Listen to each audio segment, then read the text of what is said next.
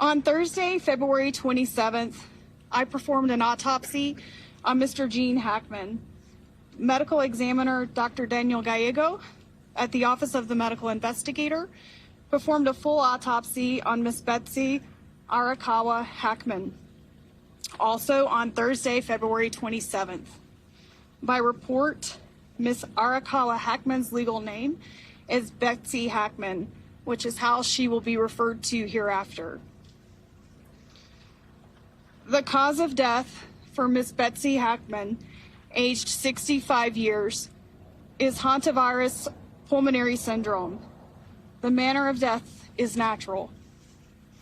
Autopsy examination and full body postmortem CT demonstrated no findings of trauma internally or externally, with microscopic findings consistent with Hantavirus pulmonary syndrome.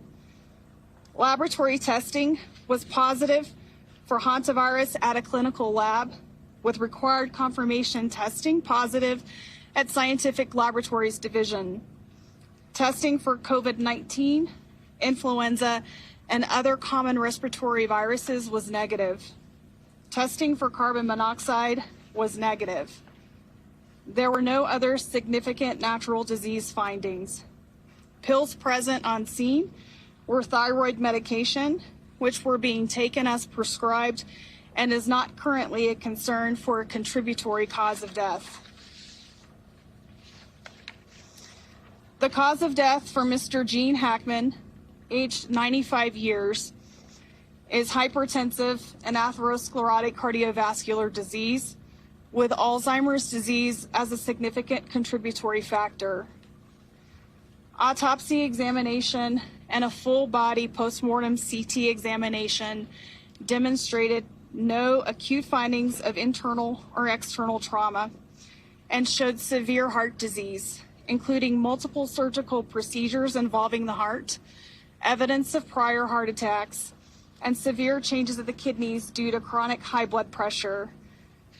Examination of the brain showed advanced Alzheimer's disease, as well as blood vessel changes in the brain secondary to chronic high blood pressure. Laboratory testing performed at Scientific Laboratories Division was negative for COVID-19, influenza, and other common respiratory viruses. Testing for hantavirus was negative. Testing for carbon monoxide was negative. Additionally, there were no autopsy findings concerning for hantavirus infection. I have been asked when death occurred for these individuals.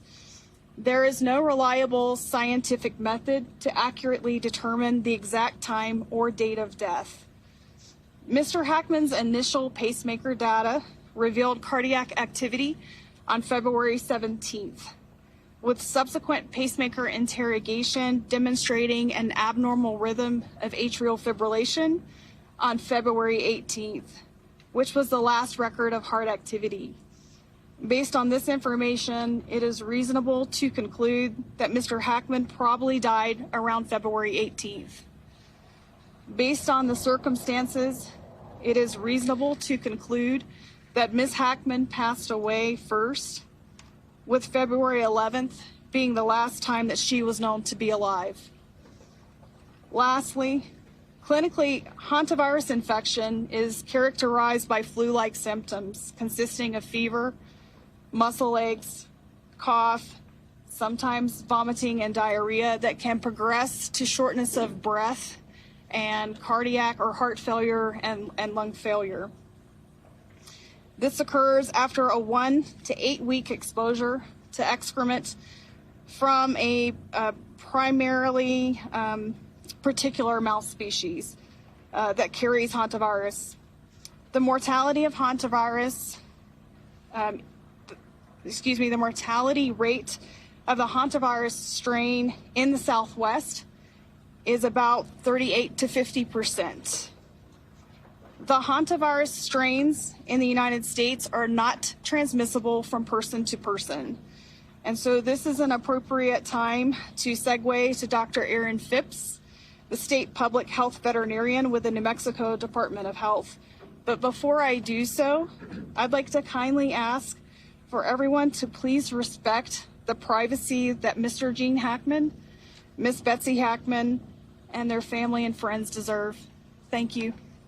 Thanks for watching. Stay updated about breaking news and top stories on the NBC News app or follow us on social media.